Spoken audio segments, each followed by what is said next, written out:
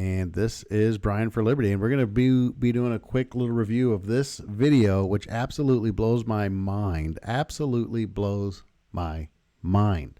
So this guy is talking about Milton Friedman. He's obviously never read Friedman. He doesn't understand Friedman's policies. More importantly, at this point, he believes that we're living in Milton Friedman's deregulated wet dream of an economy, which is probably one of the worst parts of the whole take.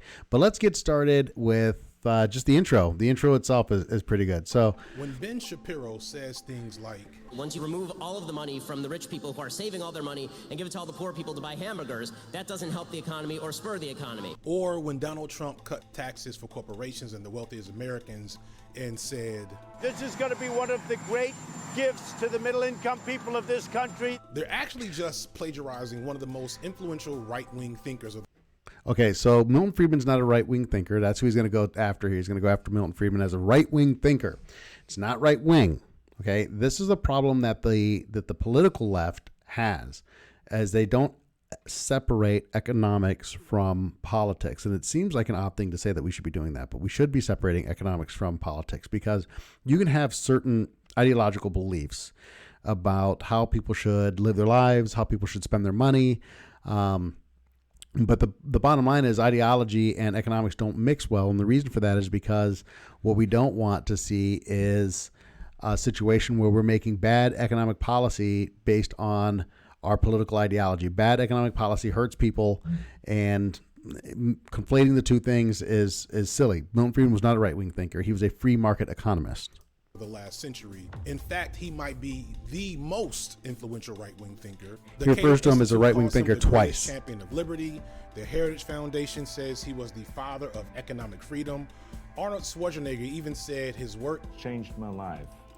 No, so I like how he throws Arnold Schwarzenegger in there, as if Arnold Schwarzenegger, well, that was a free market economist. All right, we'll get into it. His policies were adopted by the right wing and put into action by Ronald Reagan and Margaret Thatcher. The results were so good for wealthy Americans that they were carried on by every single president after.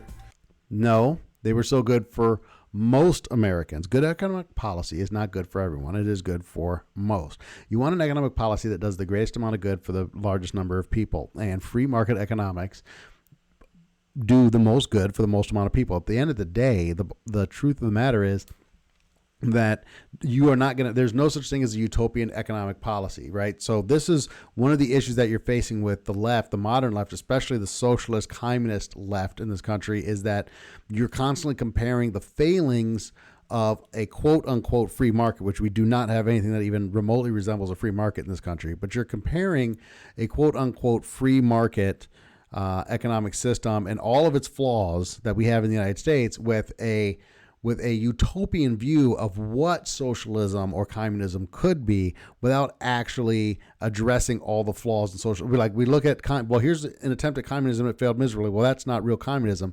But when we point back at the United States, we go, look, this is look how horrible the free market is. So that's the constant economic argument you're getting into. Is so when you're talking economics with somebody in the school of collectivist economics, right? Big government, communism, socialism, big government programs, anything like that. What you'll hear is the argument you're going to hear back is always, but what about? Because in their ideas, in their mind, their economic solutions there is no but what about, because everybody will be just fine in their economic system. We basically had the same president in America since 1982.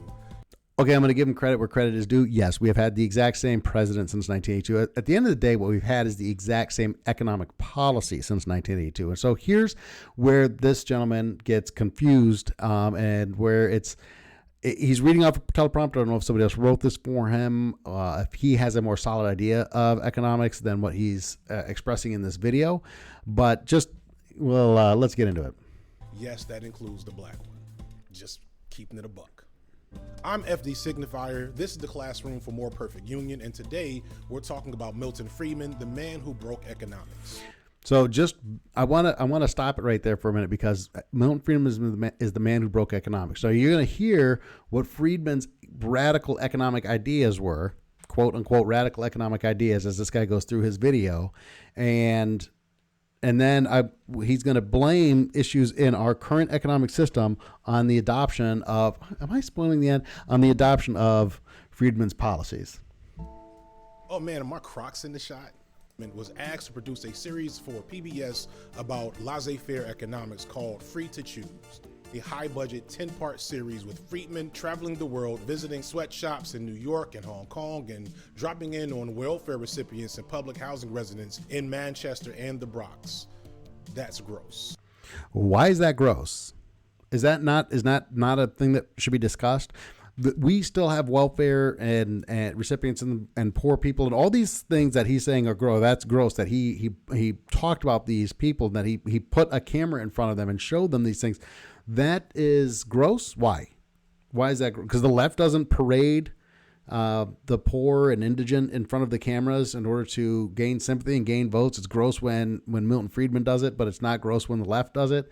It's insane. It's an insane standard issue, double standard coming from the ideological left. And the fact that he went down there and he says, look, here's something that may not be working, and maybe we should take a look at a different way of solving this problem, isn't necessarily, you don't have to agree with his economics, but to say, hey, look, here's something that's going on in our country. Let's shine a light on it. Here's a potential economic solution. Let's have a conversation about it. I don't understand the it's gross thing from somebody on the ideological left who's constantly parading poor people in front of the camera to garner sympathy and votes. But when Friedman was asked to host Free to Choose, he was a well-known economist and had won the Nobel Prize, but his ideas were considered radical, if not downright weird. He believed that the government shouldn't regulate pharmaceuticals and that the post office should be abolished. He thought all drugs should be legal, the military draft illegal. The military, he said the military draft illegal, like that's a bad thing. Like we shouldn't be opposed to conscription military service in the United States of America. Of course, the military draft should be illegal. What a silly thing to lump in with the other stuff. Look, we can have intellectual conversations about whether or not the complete legalization of drugs, and this is a libertarian idea about the complete legalization of drugs and the elimination of the post office.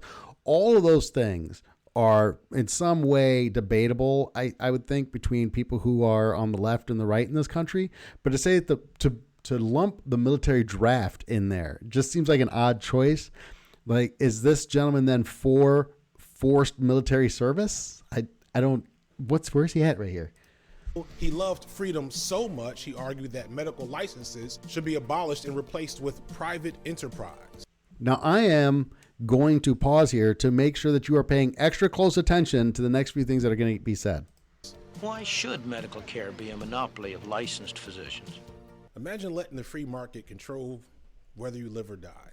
You don't actually have to imagine it. It's what we're doing right now. He won. Pause. Full stop.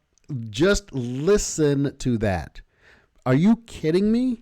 Milton Friedman's ideas of a completely free market where physicians don't need to be licensed is what's killing Americans. That's what's wrong with the healthcare system. The most regulated portion of our economy with the highest possible level of government involvement, the largest purchaser of healthcare in the United States is the U.S. government. And this gentleman is saying that Milton Friedman's ideas of a free market in healthcare is that he got his dream, that's what the problem is right now. It's the free markets deciding who's living and dying. This is what drives me nuts. This is why as often as I go, I'm not going to create content anymore. It is statements like this. I'm going to play it again. It's statements like this that make me keep coming back and going, you know what? I'm going to create a piece of content because this is insane. I mean, it's just insane. We're just going to, oh my God. So he loved freedom so much, he argued that medical licenses should be abolished and replaced with private enterprise. Why should medical care be a monopoly of licensed physicians? Imagine letting the free market control whether you live or die. You don't actually have to imagine it. It's what we're doing right now. He won. Yep, that's right. We have a free market in in healthcare. That's what we have right now. Who believes it? I'm asking, if there are any Democrats, anybody on the ideological left, anybody who believes in big government and would align themselves with the views being put forth by this particular creator, do you honestly believe that our issue right now in our healthcare system is that it is a free market healthcare system? I think some people would say one of our issues is that it is for profit. I'm happy to have that debate with you. But to sit here and go that Milton Friedman got his dream of a free market in healthcare, and that's the problem that we're having, is absolutely bonkers to me. How can you even sit here and say that with any level of seriousness at all, or expect to be taken seriously, is beyond me. In the first episode, The Power of the Market, Friedman goes to a garment factory in New York and talks about how his own mother arrived in the city at age 14 and was able to get a job in one of these factories. Now, he goes on to criticize Friedman here, and he talks about how Friedman seemed excited that his mother was able to work in the garment factory. Now, listen, this is an important point, right? This is a common, like, I don't know. I'm sure there's an argument of a fallacy here that could be applied to the argument. Friedman's not saying it's great that there are sweatshops and that there are 14-year-old girls working in sweatshops, electors, blah, blah, blah, blah, blah. This is a common idea that I've heard from people on the big government economic left, people who believe in government intervention and all this stuff and high regulations, high taxes. One of the things is I hear all the time is if they can't pay their employees a living wage, then they shouldn't be in business. What he's saying is that since the working conditions bear in mind, in the 1890s for Friedman's mother were bad, she would have been better off had that opportunity not presented itself.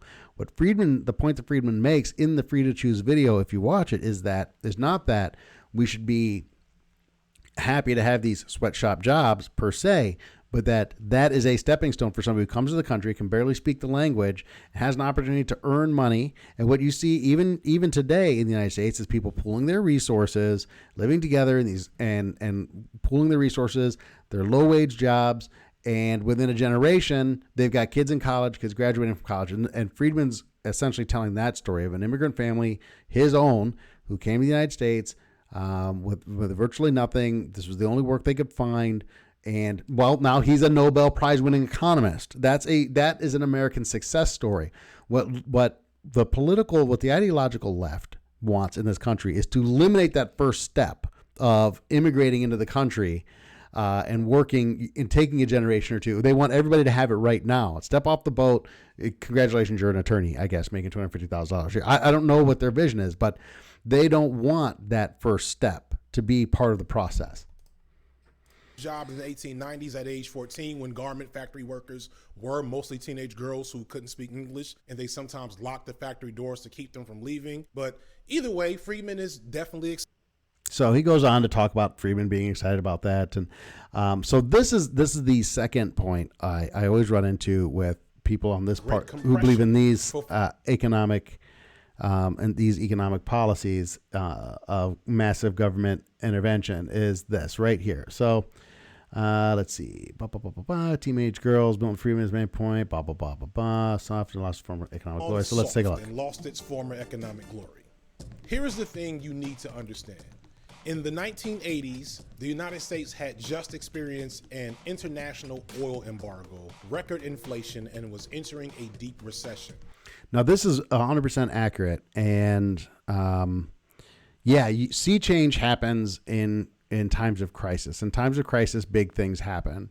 What I would say happened, and there are definitely points that I disagree with Milton Friedman on, and one of them is monetary policy. But in the 1970s, we created Medicare, Medicaid, and we went off the gold standard.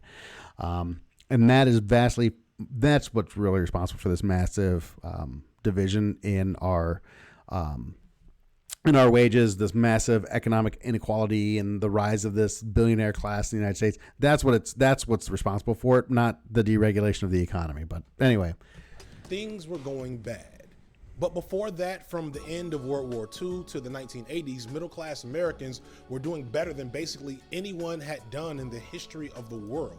This is also true, but here comes the broken reasoning from the economic and political left. Middle-class Americans held 68% of the country's wealth.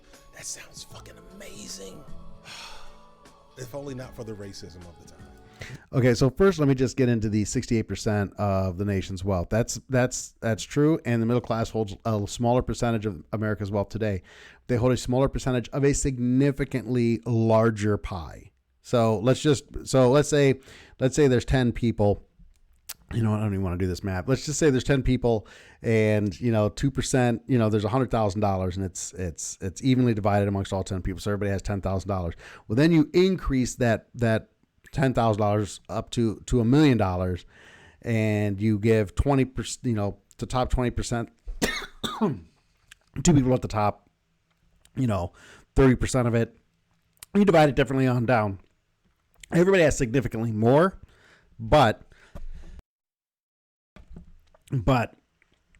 there's more inequality. And that's part of the picture here. But anyway, we'll just keep going. This era is what economists call the Great Compression. For 40 years in America, the gap between the richest and poorest shrunk significantly, and most people were considered middle class. But before that, from the equal class, there was a simple reason. Let's just be very clear here with the wink and the nod and the most people and all that stuff. We're getting into I got to start working race into this equation here as quickly as I can. We're almost halfway through this video, right? Taxes, lows and lows of taxes on the I screwed up. America, Hold on. The gap between the richest and poorest shrunk significantly. He's going to give you the why. And most people were white people considered middle class. There was a simple reason for this: taxes, lows and lows of taxes. No. Taxes were not the reason that the American middle class did so well in the 40s, 50s, 60s, and 70s. And you don't have to be a rocket scientist to figure out what the real reason is. You also don't have to be a genius to figure out a lot of the changes, why a lot of the economic changes took place in the 70s and 80s. After World War II, the entire world's manufacturing centers had been destroyed. If you wanted something made, you had to have it made in the United States. Our capital in the United States had no place to go, which meant, of course, we could tax the wealthiest people in this country any way we wanted to. Our workers could demand insanely high wages for relatively minuscule skilled jobs. And we could get away with it because there was no place for capital to flow. As we rolled into the 1970s, he doesn't even mention this. He doesn't mention the fact that the big three automakers got their lunch eaten by Japanese imports that were smaller companies that were better able to respond to market demands, whose workers were making less money, perish the thought, and our American automakers weren't able to compete with them. And all of a sudden, we were competing in a global marketplace. We weren't in this insular, this isolated environment where we could just do economically whatever. We could tax our rich as much as we wanted to. We could pay our workers as much as we want. We could charge as much as we wanted to for our goods because there was no place else to get anything. Listen, at the end of the day, all of this jobs leaving the United States and that's a decision that the American people made. You had an opportunity as American citizens to not let China eat our lunch when it came to manufacturing. We had an opportunity to not ship our jobs across the border. When the American consumer was faced with the choice, this wealthy middle-class American consumer was faced with the choice between buying more expensive American-made goods or cheaper-made goods abroad, the American consumer told big business, we want cheaper goods made overseas. And so big business responded to the consumer. That's what happened. And everything else is BS. On the rich. This started under Theodore Roosevelt, who decimated the enormous wealth that the 1% enjoyed during the Gilded Age, and continued under Franklin Roosevelt, who raised income taxes for the richest Americans to 63% in his first term and to 79% in his second term. The very richest were paying as much as 90%. These are the exact same people who will go, I don't understand why the rich people are hiding their money in offshore accounts.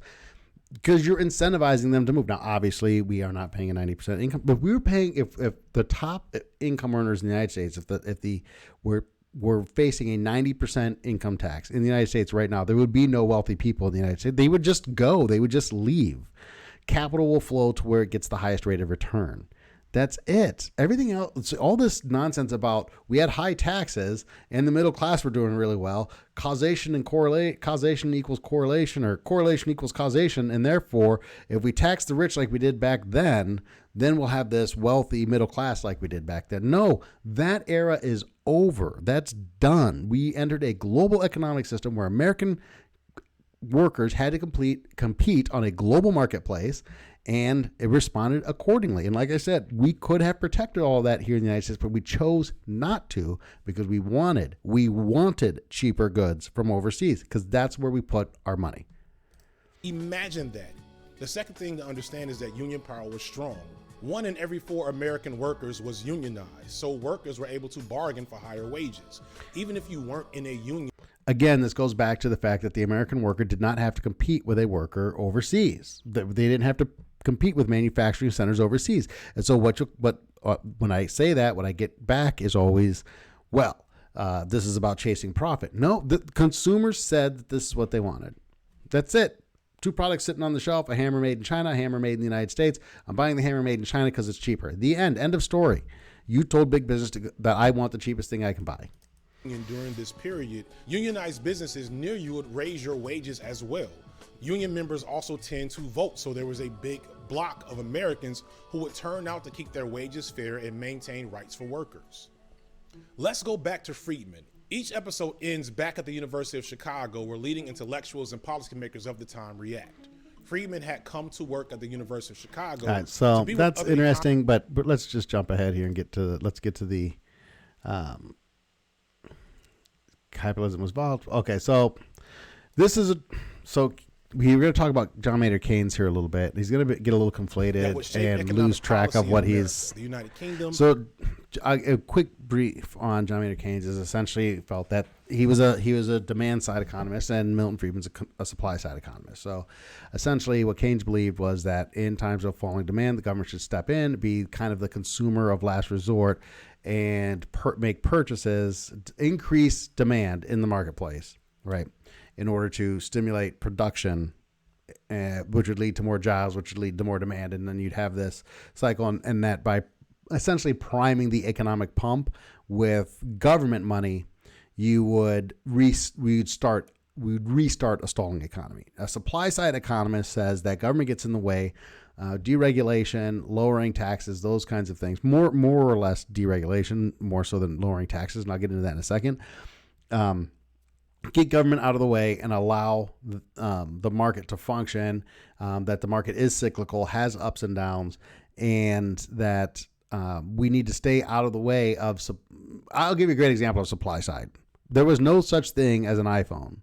Then somebody created an iPhone and produced the iPhone, and then demand came about. And everybody's life is better now because there's a demand, right? There was a demand for this thing that was created by a supplier, by a producer. So the supply side, that's my supply side argument, is simply saying that demand is created through production, not the other. Demand doesn't create production. That's really dirty, short, non-economist view of it. But in most of Europe, it was after the Depression and much of the world economy had not recovered. The basic idea of Keynes's work was that capitalism was inherently volatile. There would always be. All economic systems are inherently volatile. Any economic system that allows for technological advancement and free trade between members of the economy is going to be volatile, period. Booms and busts in the market. To combat this, the government could break up monopoly. Unless your economic system is socialism or communism, in which you have a bust, it collapses, and then it just stays that way. Spend money and manipulate interest rates to keep unemployment low and money flowing into the economy. This was the principle behind many public works projects in the New Deal. Now, I would recommend at this point reading The Forgotten Depression, which is a book that details kind of how the intervention into the Great Depression was actually what led to its continuance, that the Depression was still going on at the end of World War II, and that it was actually the same thing. There was no manufacturing centers anywhere in the world after World War II, and so the United States had no choice but to come out of its depression because there was no place else you could buy anything.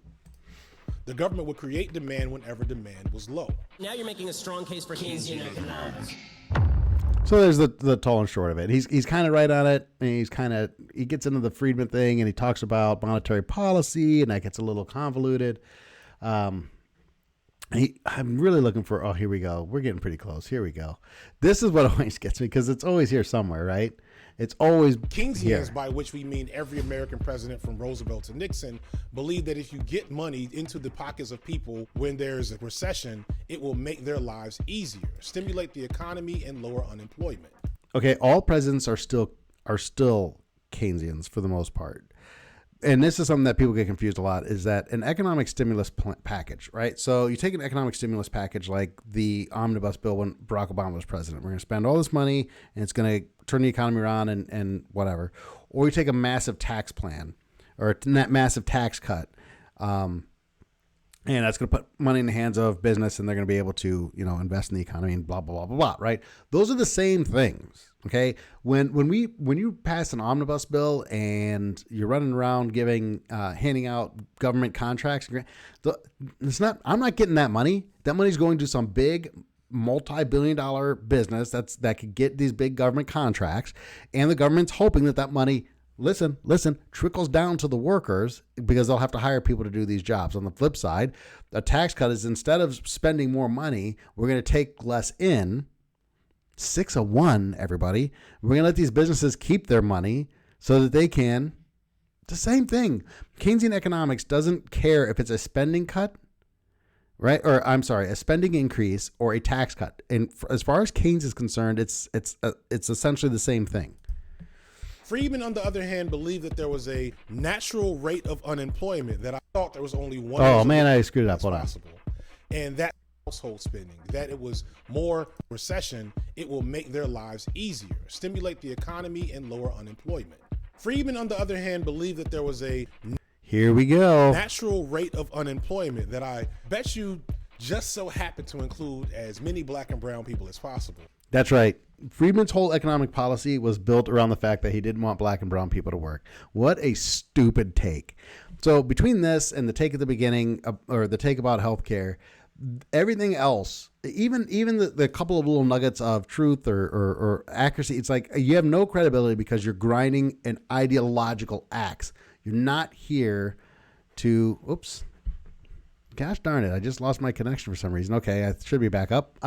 You're here, so you take all this stuff, set it all aside. At the end of the day, you're here to grind an ideological axe, not have a conversation about economic policy. And by the way, other than tax cuts and some conversation around spending, he hasn't addressed any underlying economic issues whatsoever. And this is the problem with what's going on in social media. He's going to come on here. He's going to do a little race baiting. He's going to do a little rich versus poor. And then he's going to say, this guy's a right winger. And that's it. And this is why you shouldn't listen to the right. It's ridiculous. And that the market would find the perfect balance between the wages that workers demanded with the price bosses were willing to pay. And he believed in supply side economics. Which I've already gone into supply side economics. The bottom line is, so, and then he goes in here to say that all increase the freedom. It sounds so stupid. Supply side economics. If we lower taxes and do away with regulations, we'll get money into the pockets of the rich who will invest. No. That's not the theory. The theory is not that we'll get money into the hands of the rich. Okay, so this is the other problem with this whole way of thinking, right? It's not about getting money into the hands of the rich. It's about you being able to make some money and the government not stealing it away as soon as you start getting ahead a little bit, right? My wife and I pay, I don't even know. It's insane. And we are not, by any stretch of the imagination, rich people. It's insane how much money in taxes I pay. Just forget income tax. Well, don't forget income taxes, but income taxes, property taxes, sales tax, all these different taxes, all this money is being sucked out of the economy, right? Put on top of that a massive regulatory burden, right? Let's say I have a little bit of excess money, okay, and I want to, I don't know, I'm going to open up my garage, right? I don't live in a homeowners association. So once a week, I'm going to open up my garage and I'm going to smoke a couple of briskets and some ribs, and I'm going to serve up some beer that I brewed here in the house, and I'm going to sell it for a profit. That's not going to happen. I can't do that. And it's not millionaires and billionaires who are going to stop me from doing that. It's going to be somebody, most likely, somebody who aligns with the idea. You know what? I'm not even going to say that. It's going to be some busybody who feels like it's their job to protect everybody else, right? Who's going to call the police, and the state is going to come and stop me. Not a millionaire or billionaire, not a rich person. If I go out without permission of the state and try to improve my economic situation without the permission of the state, it will be the state that comes and stops me, not some billionaire with a monocle and a mustache, which, by the way, the monopoly guy doesn't wear a monocle. In factories, create jobs, and just overall increase the freedom. It sounds so stupid. Yes, it sounds stupid because that's not what it is. You said it stupidly because you don't understand the basic concept of the economic policy of, hey, we should be free to exchange goods and services with each other without the intervention of a third party. You don't understand the concept. It's beyond your understanding. We're all better off if the state takes care of us and blocks any kind of opportunity for economic growth. And at the end of the day, that is what keeps people in poverty. That limitation of economic opportunity is what keeps people in poverty, not some evil millionaire, billionaire behind the scenes who's actually just keeping his own money. It sounds so stupid. Maybe if he saw what was happening today, he would feel different.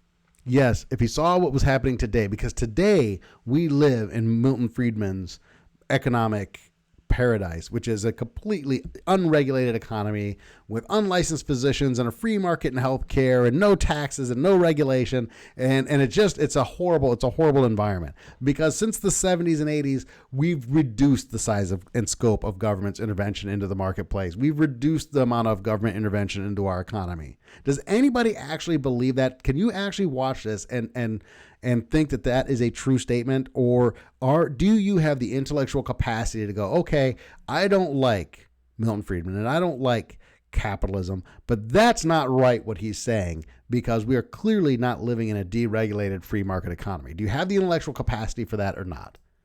Maybe, is he still alive? Let's find out. We'll get to the end of the video. In the 1980s, freedom in America was easily contrasted with our Cold War enemy, the Soviet Union. Many in the Chicago school had escaped repressive regimes and were horrified by fascism in Europe and communism in Russia. Keynes' ideology was also shaped by his experiences in World War I and the rise of the Nazi Party, but he had come to a different conclusion. After Germany was... Well, he goes on to talk. This is mostly historical stuff, and I don't think there's a lot else. There's not much of value in this video to begin with. I wanted to comment on it. It's just, I don't know. There's this culture war taking place in the United States right now, and that's on the surface of everything. The big ticket item for me to come on here and talk about would be trans rights, and there's a lot of things you could talk about in here that would get me a lot of clicks. And to sit here and talk about economics and economic policy isn't going to get it. I know that. I understand that it's a long, slow grind if I'm going to gain any traction at all by posting this kind of content, but damn it, it's got to be talked about. These people can't be allowed to just spout this insanity without some kind of response. And if I get 10 views on this video and I feel like I put out a piece of quality content, well, then that's just fine. That's what I'll do. I'll put this out, and that's how it'll be. But for Pete's sakes, I hope for those of you who are here, you found something of value in it. Post something in the comments. Let me know what you think. And I'll be back to do another one of these counterpoints. And I'm going to try and focus and get out of the culture war and focus on these horrible economic videos, which are finding their way into every corner of social media. Thanks a bunch, and we'll catch you guys next time.